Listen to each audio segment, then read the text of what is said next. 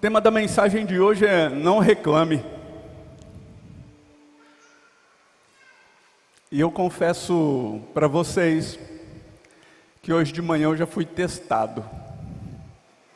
Quem já foi testado depois da mensagem da manhã, depois que você viu o tema? Você já foi provado? Você já foi provado? Levanta a mão quem foi provado já. Agora a pergunta é, você foi aprovado? Hã? Mas ninguém mais levantou a mão? É disso que nós vamos falar nessa noite. Quem aqui não gostaria de conviver com alguém que não reclamasse? Se só os homens levantarem as mãos, as mulheres vão ficar bravas. Quem aqui gostaria de viver com alguém que não reclamasse? As mulheres levantaram as duas mãos. Também teve um homem que levantou as duas mãos. É sobre isso que eu quero conversar com você. O que é a reclamação? Mas quando nós vamos para a Bíblia e nós entendemos que não estamos mais debaixo da lei, estamos debaixo da graça, ok? E se vivemos debaixo da graça, vivemos debaixo de um favor que nós não... Me ajuda aí, igreja, por favor. Que nós não... Graça, favor imerecido de Deus para conosco.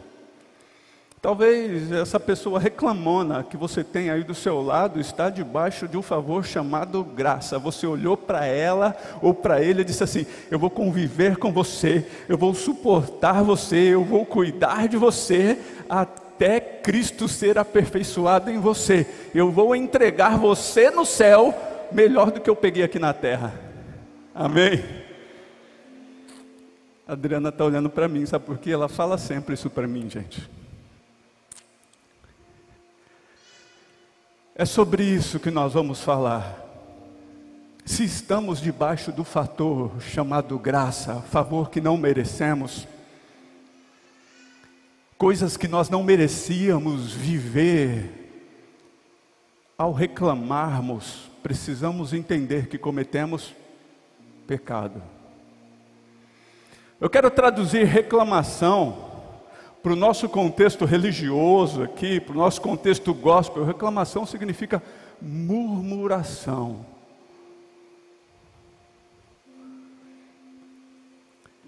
E a murmuração é algo que rouba a sua fé. A murmuração é um ambiente de transmissão de um vírus que pode causar, sim, a sua morte espiritual. Quem aqui não gostaria de conviver com alguém que não reclamasse? Mas muitas vezes nós reclamamos, muitas vezes não, eu creio que 99% das vezes que reclamamos das nossas escolhas. Reclamamos, os homens, vamos lá, do carro que decidimos comprar. Reclamamos da profissão que temos, reclamamos do cônjuge, da esposa que temos. Reclamamos dos filhos, reclamamos das escolhas profissionais, dos contratos. Gente, nós reclamamos das nossas próprias escolhas. Reclamamos porque, nossa, esse final de ano eu tenho muito serviço, então assim, reclamamos porque estamos numa baixa temporada de serviço, reclamamos porque estamos numa alta temporada de serviço.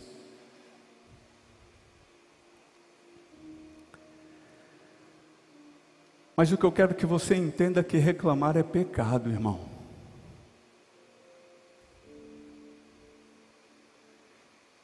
E muitas vezes o que nós vemos nos relacionamentos é que as pessoas elas deixam de conversar umas com as outras e fazer os ajustes necessários, e elas passam apenas a reclamar uns dos outros. Não é assim? Quantas vezes você lá na sua casa não quis sentar para conversar, mas você passou no corredor e reclamou do seu cônjuge, da sua mulher? É como se fosse impossível sentar para ter uma conversa, um diálogo, e muitas vezes nós fazemos a mesma coisa nas nossas orações com Deus. Nós reclamamos, mas não paramos para conversar sobre o que de fato está acontecendo.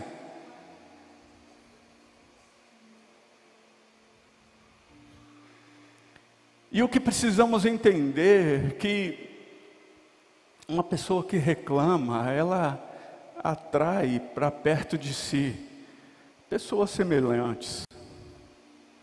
Elas atraem para perto de si pessoas mal-humoradas, de baixa autoestima. E não existe ninguém melhor para falar e para mostrar a você quem você é, do que essa pessoa que está do seu lado.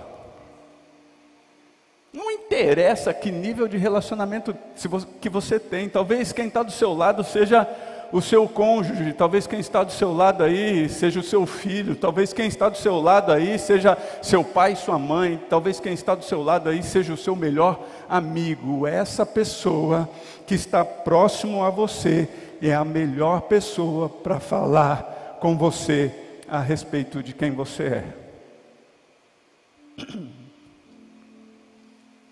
Eu não sei porquê, mas a sogra do Anderson está apontando para ele ali assim, ó. Mas também a gente pode falar a respeito da nossa sogra, né? Ela está próxima.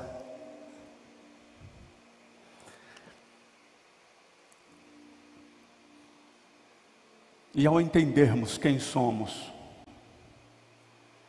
e ao identificarmos que esse pecado, se ele não for perseguido e exterminado das nossas vidas, ele só vai piorar. O que fazer?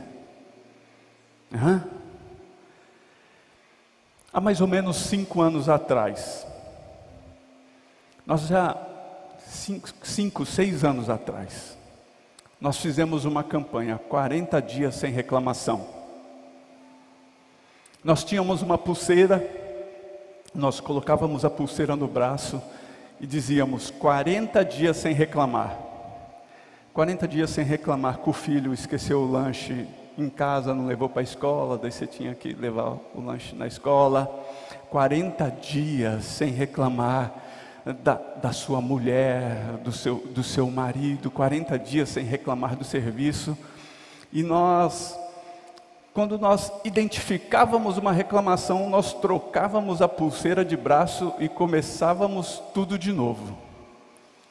Contar os 40 dias. Fazem mais ou menos 6 anos, teve gente que não terminou até hoje. Sabe por quê? Porque nós olhamos para isso e dizemos, não é pecado.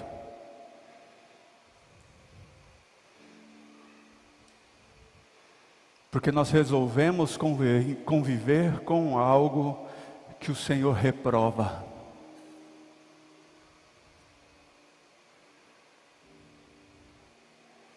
E nos privamos de conversas sinceras e honestas com Deus, com as pessoas que estão ao nosso redor, para fazermos o conserto necessário e partirmos para vivermos uma vida de murmuração, de reclamação.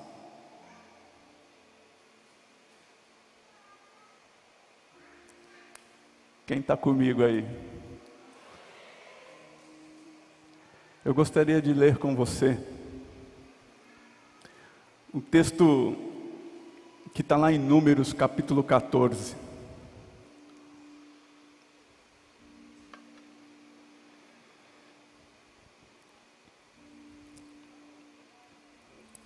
Então você já entendeu que hoje, independente da sua situação, Independente se você está no deserto, independente se você já está na terra prometida, você desfruta de algo que você não merecia, a graça, o favor de Deus sobre a tua vida, amém? Bora lá. Números 14. Naquela noite toda a comunidade começou a chorar em alta voz, todos os israelitas queixaram-se contra Moisés e contra Arão. E toda a comunidade lhes disse: quem dera tivéssemos morrido no Egito, ou neste deserto, porque o Senhor está nos trazendo para a terra só para nos deixar cair a espada. Eles estavam na frente da terra prometida, o próximo passo era conquistar a terra prometida. Nossas mulheres e os nossos filhos serão tomados como os despojos de guerra. Não seria melhor voltarmos para o Egito? E disseram uns aos outros: escolheremos um chefe e voltaremos para o Egito. Então Moisés e Arão prostraram-se o rosto em terra diante de toda a assembleia dos israelitas. Josué, filho de Num, e Caleb, filho de Jefoné, dentre os que haviam observado a terra, rasgaram as suas vestes e disseram a toda a comunidade de Israel: a terra que percorremos em missão de reconhecimento é excelente. Se o Senhor se agradar de nós, Ele nos fará entrar nessa terra onde mana leite e mel, e a dará a nós. Somente não sejamos rebeldes contra o Senhor, e não tenha medo do povo da terra, porque nós os devoraremos como se fossem pão. A proteção deles se foi, mas o Senhor está conosco, não tenham medo deles. Mas a comunidade toda falou em apedrejá-los. Então a glória do Senhor apareceu a todos os israelitas na tenda do encontro. E o Senhor disse a Moisés: até quando este povo me tratará com pouco caso? Até quando se recusará a crer em mim, apesar de todos os sinais que realizei entre eles? Eu os ferirei com praga e os destruirei. Mas farei de você uma nação maior e mais forte do que eles. O Senhor olha para Moisés e diz assim: Moisés, eu vou resolver essa situação, eu vou resolver o problema, eu vou destruir. E Moisés começa a conversar com Deus. Na continuidade do texto você vai ver que Moisés olha para Deus e diz assim: mas Deus, o que vão dizer a seu respeito? Que o Senhor tirou esse povo do Egito, que o Senhor os conduziu com um braço forte durante o deserto, supriu cada uma das suas necessidades e foi incapaz de fazê-los entrar na terra prometida, na terra que o Senhor prometera aos seus antepassados. E o Senhor olha e diz assim: então tá bom, Moisés, eu não vou acabar com esse povo, vocês vão voltar para o deserto, e todos aqueles que foram contados no recenseamento, vão morrer. Todos de 20 anos para cima vão morrer. Eu só vou tirar desse meio Josué e Caleb, o resto todo mundo vai morrer. E Moisés olha para o Senhor e diz: mas Senhor, e Moisés e o Senhor diz: é isso, Moisés, que vai acontecer. Eu vou responder a oração, desse povo, eu vou responder a oração que esse povo me fez. Gente, quantas vezes nós não passando por dificuldades, por pressões, nós não olhamos e dizemos assim: ai, era melhor eu ter morrido do que eu estar passando por isso. Quem já ouviu isso? Ai, ai, era melhor outra coisa ter acontecido comigo, se outro mal tivesse vindo sobre mim, talvez eu não estaria passando por isso. Cometemos pecado usando o nome de Deus, e o que me chamou a atenção aqui é que Deus faz exatamente o que o povo de Israel pediu. Nós não podíamos ter morrido no deserto. Por que que nós temos que entrar e enfrentar esses gigantes para possuirmos a terra prometida? É como se o Senhor tivesse olhado para eles e dissesse: está combinado, pode voltar para trás, porque nenhum de vocês vai entrar na terra prometida, vocês vão morrer no deserto.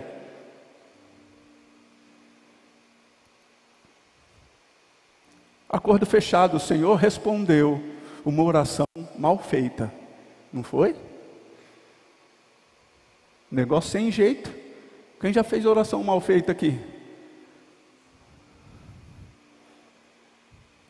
E o Senhor vai e responde: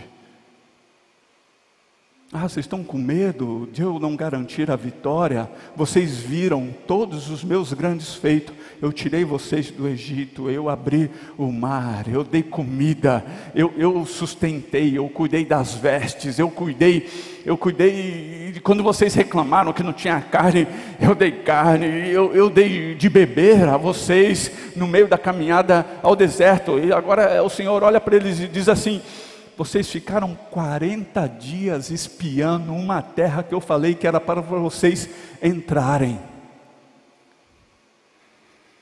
E o Senhor diz: volte para o deserto, porque cada dia que vocês espiaram a terra, será um ano que você andará no deserto.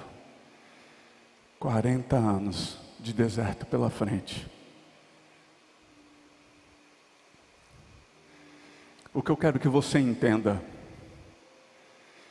é que muitas vezes é para esse lugar de morte que as nossas reclamações nos levam.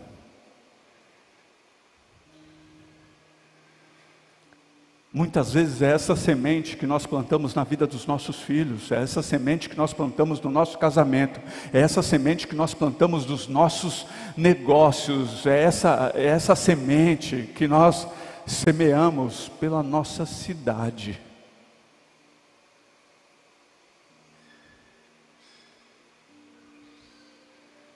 E agora eu quero conversar com você quero deixar para você algumas dicas para que você deixe de reclamar. Fala para a pessoa que está do seu lado: você vai precisar parar de reclamar. Sabe por quê? Fala para ela: sabe por quê? Porque reclamar é pecado.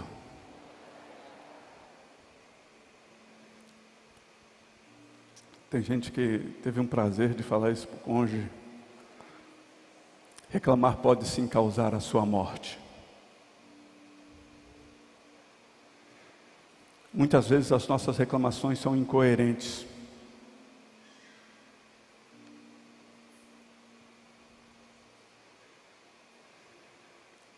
Uma dica que eu quero deixar para você parar de se queixar, é: fixe os seus olhos em Cristo. Sabe por que a gente começa a reclamar dentro da igreja? Sabe por que nós começamos a reclamar dentro de casa? Sabe por que nós começamos a reclamar na empresa a qual trabalhamos? Sabe por quê? Porque nós tiramos os olhos de Cristo e começamos a olhar uns para os outros. Se você olhar para mim, você vai encontrar vários defeitos, várias questões que possam não agradar você. Mas aí o que nós fazemos? Nós tiramos os olhos do autor e consumador da nossa fé e colocamos a nossa fé nas pessoas que estão ao nosso redor. É como se elas substituíssem o Cristo ressurreto nas nossas vidas, quando deveríamos estar com os nossos olhos fixos em Jesus, o autor e consumador da nossa fé, aquele que nos vai dar condições de continuarmos o período de deserto que for necessário, programado pelo Senhor. E talvez você possa estar olhando e pensando aí, dizendo: mas o meu deserto não vai acabar. O deserto desse povo durou mais de 40 anos por conta de reclamação.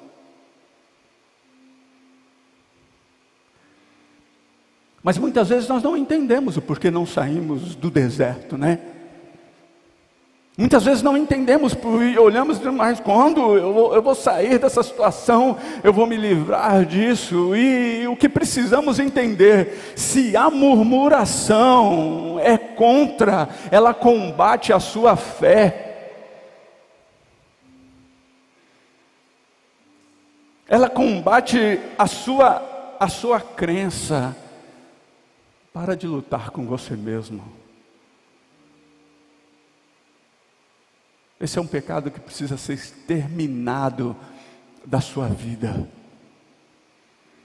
Sabe por quê? O tempo de deserto todo mundo vai passar. Quem aqui nunca enfrentou um tempo de deserto? Quem aqui nunca recebeu um diagnóstico que não gostaria de ter recebido? Quem aqui nunca passou por dificuldades? O tempo de deserto é um tempo necessário para mim e para você. Você sabia disso? É um tempo necessário para nós, é onde somos aperfeiçoados, é onde desfrutamos do cuidado pleno de Deus sobre as nossas vidas. E quando você olha para trás e se lembra do tempo de deserto que você passou, você celebra, porque você diz assim: eu achei, quantas pessoas já não disseram, eu achei que eu não iria suportar aquela situação, e eu passei, e eu aqui estou, a minha família está aqui, eu consigo erguer as minhas mãos, nós conseguimos erguer as nossas vozes e celebrarmos ao Senhor. Passamos. E você disse que você não iria suportar. Tempo de deserto é isso, é quando o Senhor nos carrega literalmente no colo. Tempo de deserto é um tempo de sermos cuidados de forma intensificada pelo Senhor. É só olharmos para o tempo de deserto. Tinha água, tinha comida todo dia, caía o maná, caía todo dia, gente, não faltava um dia, não tinha um dia que esse povo, essas milhões de pessoas no deserto acordavam sem ter o que comer, não tinha um dia. Todos os dias a comida estava lá. Uma coluna de fogo durante a noite, porque deserto não retém, areia não retém calor, então a noite é extremamente frio no deserto. E de dia é escaldante, e o Senhor mandava nuvem para que esse sol não os corroesse durante o dia, e uma coluna de fogo para mantê-los aquecidos durante a noite. Isso é deserto. É viver o cuidado de Deus. Tem quanta gente reclamando do deserto? Hã?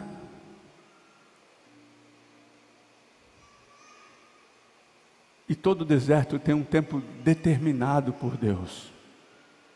Vira para a pessoa que está do seu lado e fala para ela: ó, o deserto tem data para acabar, dá um cutucão nela aí.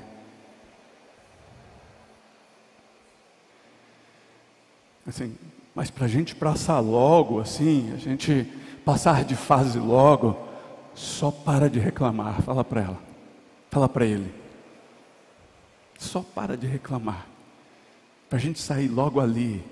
Mas o tempo da terra prometida é o tempo dos desafios. Ao entrar na terra prometida não tinha mais maná. Ao entrar na terra prometida, se você quisesse água, não era só buscar na rocha. Você tinha que cavar um poço ou ir buscar lá no poço. A água não estava na mão disponível mais. Se você quisesse comer, você tinha que plantar. Se você quisesse comer um franguinho, um carneirozinho, você tinha que cuidar. Acabou a moleza. Tem gente que reclama do tempo do deserto, mas ao olharmos para esse tempo de deserto, estava tranquilo.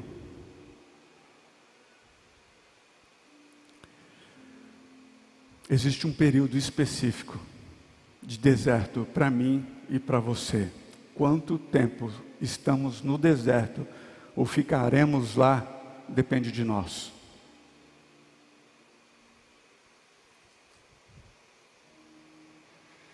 Por isso, eu quero dizer a você, mantenha os seus olhos fixos em Jesus, autor e consumador da nossa fé.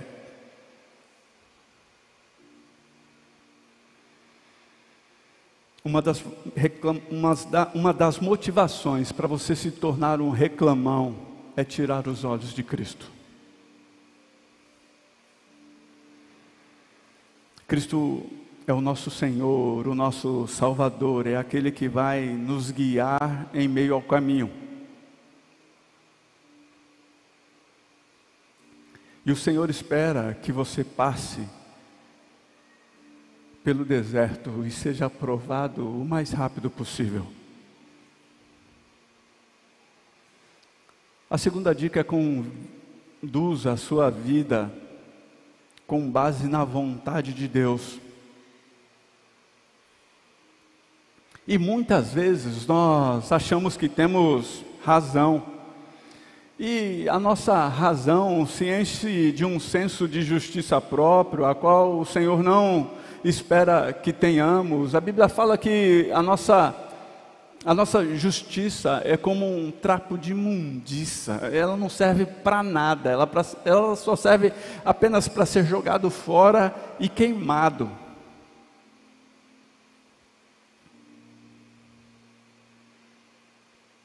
Mas para andarmos debaixo da vontade de Deus, conforme o Senhor espera que andemos, precisamos alinhar a nossa vontade com a vontade de Deus. Precisamos pensar como Deus pensa, precisamos agir como Deus age. Precisamos parar de imitarmos o mundo, precisamos parar de imitarmos aquilo que as pessoas lá fora estão fazendo, parar de reproduzirmos as coisas que o mundo nos oferece e passarmos a reproduzir aquilo que Deus espera de mim e de você. A terceira dica é: creia na palavra de Deus. Deus prometeu e creia que Ele vai cumprir.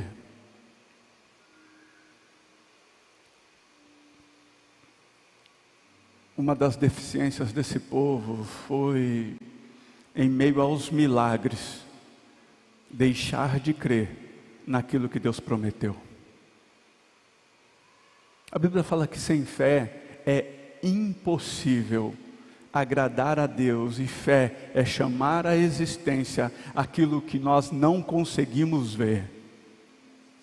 Fé é buscarmos a revelação daquilo que Deus vai fazer na minha e na sua vida amanhã, hoje, através das ações que eu e você precisamos tomar.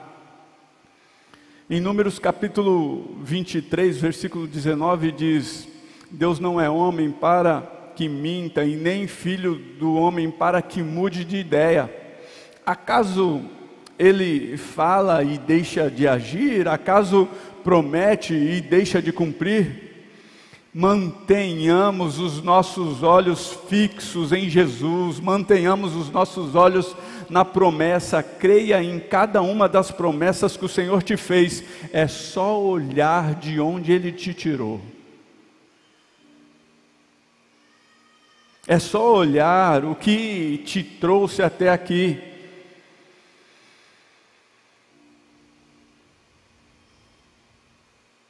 O nosso encontro com Cristo exigirá de nós obras de fé. Sempre você será provado, testado, e o desejo do Senhor é que você passe de fase.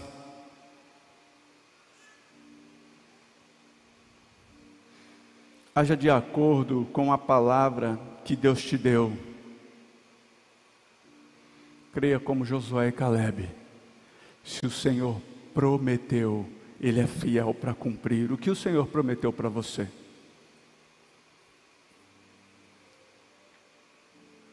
Porque eu creio que se você está aqui, o Senhor fez promessas a você. Não estou falando de promessas do coletivo, não. Existem muitas promessas bíblicas que são coletivas, que são para toda a igreja, que são para todos nós, mas existem promessas pessoais, a qual o Senhor nos fez. O Senhor conversou com você e disse assim, ó, eu quero fazer isso com você, e talvez você possa estar olhando para aquilo que o Senhor disse que iria fazer em você, e está se perguntando assim, Senhor, como que o Senhor vai fazer? Olha a minha situação, e o que eu quero que você entenda, que se não se cumpriu ainda a palavra de Deus na tua vida, é porque você está num tempo de preparo. E esse tempo de preparo é de suma importância para que nós suportemos, para que nós tenhamos condições de exercermos aquilo que o Senhor nos pede para fazer.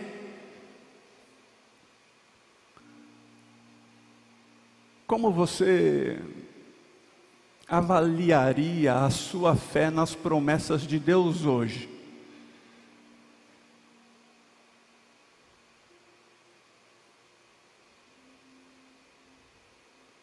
A nossa fé sempre exigirá de nós uma ação.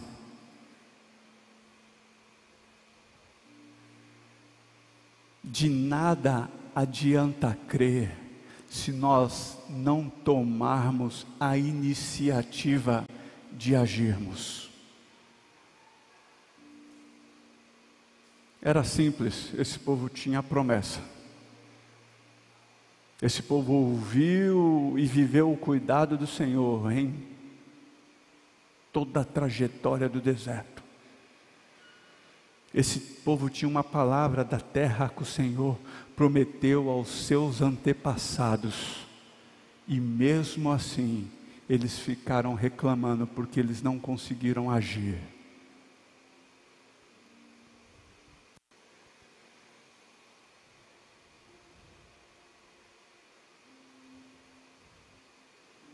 Quem age de acordo com a palavra de Deus, para de reclamar.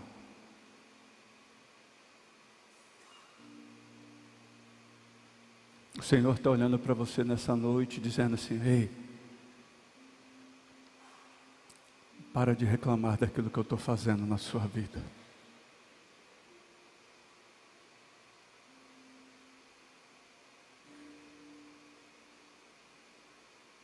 Para de reclamar daquilo que eu estou fazendo. Para de reclamar do meu cuidado.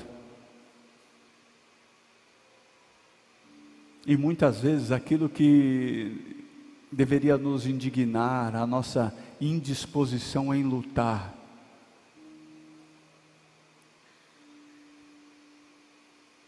se transforma em uma murmuração.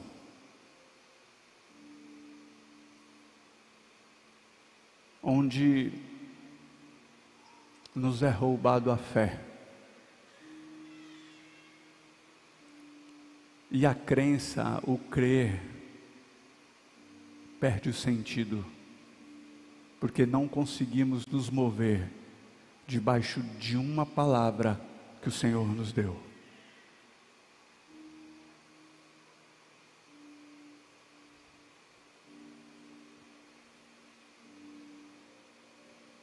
Alinhe a sua mente e coração com Deus.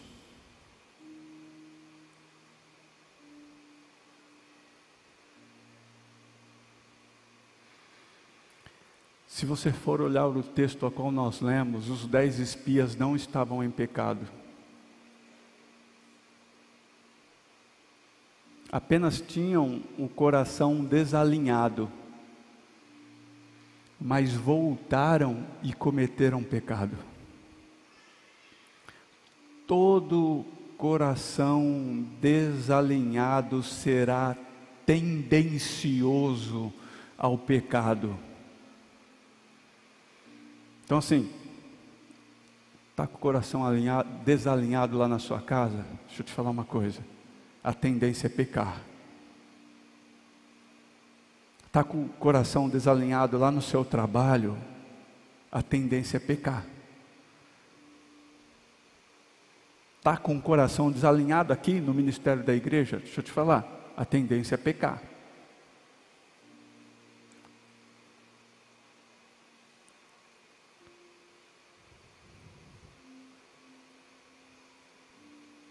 Mas muitas vezes nós olhamos para isso e dizemos, não tem nada a ver.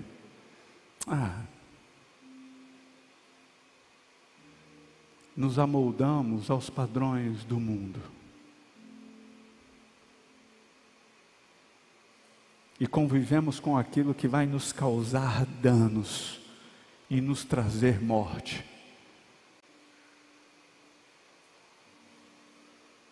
Como se fosse natural. Como se fosse normal.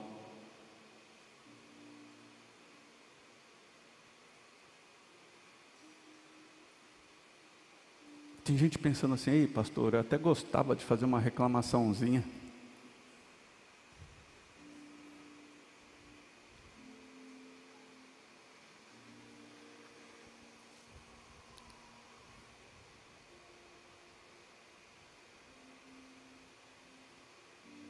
Uma pessoa desalinhada está numa zona de risco,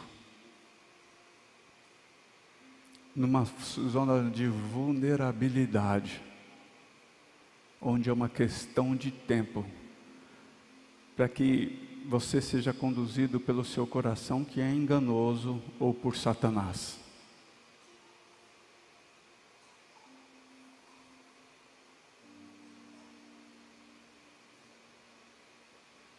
Uma pessoa que reclama nunca se torna um vencedor no reino de Deus.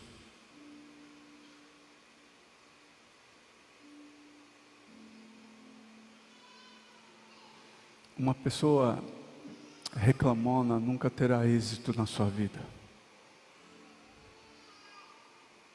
Não foi para isso que o Senhor te chamou. Não foi para isso que o Senhor me chamou. Não foi para isso que fomos chamados. Eu gostaria que você se colocasse em pé.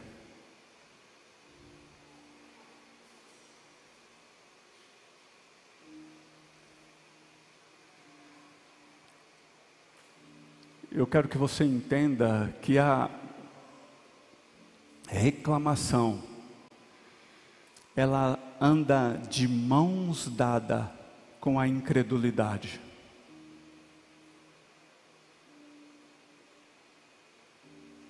E a incredulidade rouba a sua fé. Mas é normal. Não, você está perdendo a fé. E sem fé, sem disposição de entrar em ação, é impossível agradarmos a Deus. Sabe por quê? Porque a fé é crer e ter fé que dá condições a você de dizer, amanhã é segunda-feira e eu vou levantar e vou trazer os resultados necessários para a minha empresa e vou trazer o pão de cada dia para dentro da minha casa. E talvez você já entrou na terra prometida. Mas tem gente que entrou na terra prometida e está esperando um maná. Deixa eu te falar, não vem mais maná na terra prometida. É hora de plantar e colher, mas eu gostaria que você fizesse uma reflexão aí e pensasse quais as sementes que você plantou já na terra prometida, na terra que mana leite e mel, porque aquilo que você plantar nessa terra vai nascer, vai dar. E talvez você entrou na terra prometida e tem plantado murmuração. Talvez até o seu período de deserto você julgue o seu período de deserto como se já tivesse tido fim. Mas tá bom, mas nós temos pessoas que estão passando por períodos de desertos, e esse período que você vai ficar no deserto, deixa eu te falar, tem um tempo pré-determinado e depende apenas de você.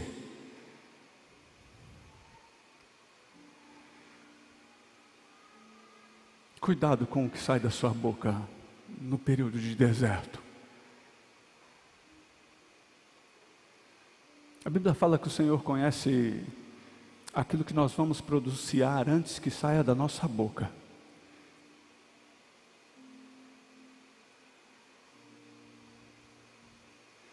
Cuidado com aquilo que você planta, se você já entrou na terra que o Senhor prometeu a você. Porque se você já entrou na terra que emana leite e mel, irmão, cutuca a pessoa que está do seu lado aí e fala para ela: a moleza acabou. Agora é hora de plantar para comer. É hora de ir buscar a água. É hora de cuidar do gado. É hora de plantar a vinha. É hora de pisar a uva. É hora de malhar o trigo. É hora de trabalhar. Sabe por quê? Porque crer, ter fé, precisa estar unido com as ações que você toma no seu dia a dia, e será necessário sim se esforçar. Agora eu gostaria que você refletisse nas sementes que você plantou.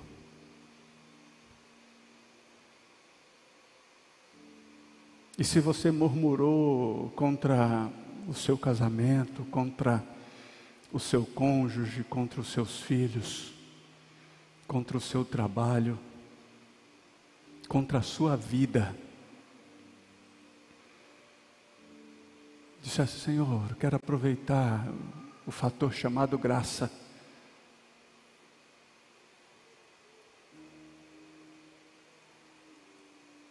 Essas sementes, tem como elas não germinarem?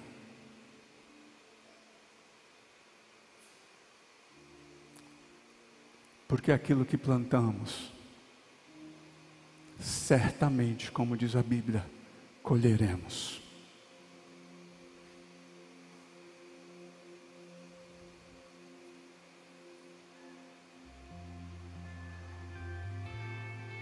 A Bíblia fala que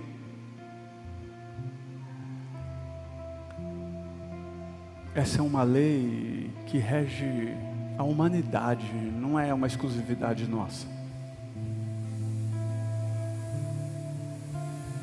E muitas vezes nós ficamos observando o tempo, o vento, e deixamos de plantar aquilo que precisava ser plantado. Não jogamos a semente certa. Porque olhamos e dizemos: não está chovendo.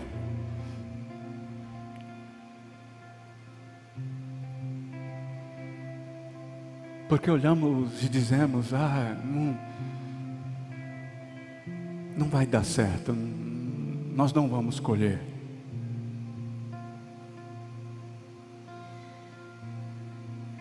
Nós não vamos colher, não.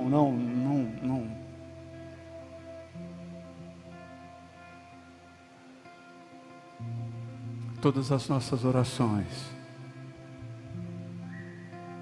para que elas sejam respondidas, nós vamos precisar nos dispor a entrarmos em ação. Isso é fé. E crer que aquele que prometeu é fiel para cumprir, e você plantar, mesmo quando a terra estiver seca, e ter a convicção que o Senhor vai enviar a chuva para que essa semente germine, é fé.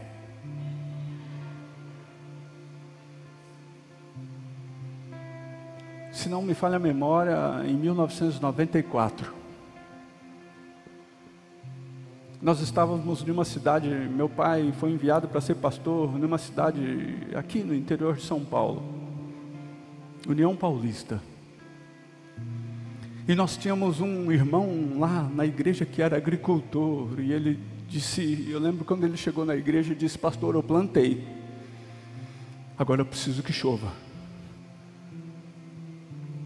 Daí deu umas chuvas tal, daí nos encontramos no próximo final de semana. Ele falou: eu preciso que chova, porque senão eu vou perder tudo que eu plantei. Me lembro como se fosse hoje, o irmão Eliezer, não é?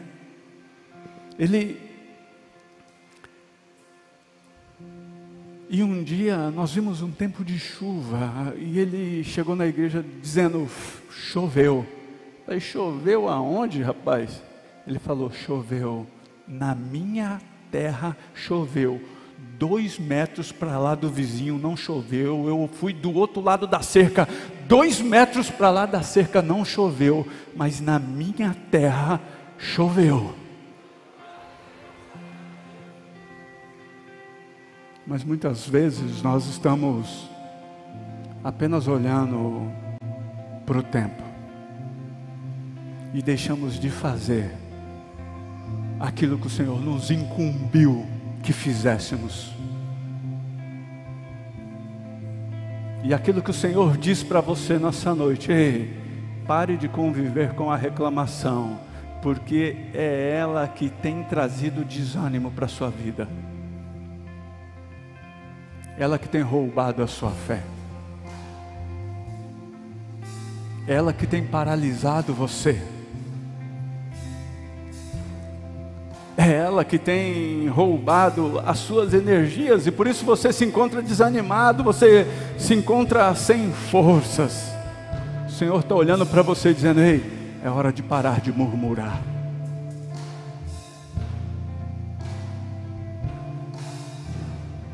E se você tem se sentido assim, esgotado, tem se sentido dizendo: pastor, eu acordo segunda-feira assim, eu estou até bem, daí no final de semana chega e eu me sinto sem forças, assim, sabe, segunda-feira é o caos, parece que é difícil de levantar da cama. Nós queremos orar por você.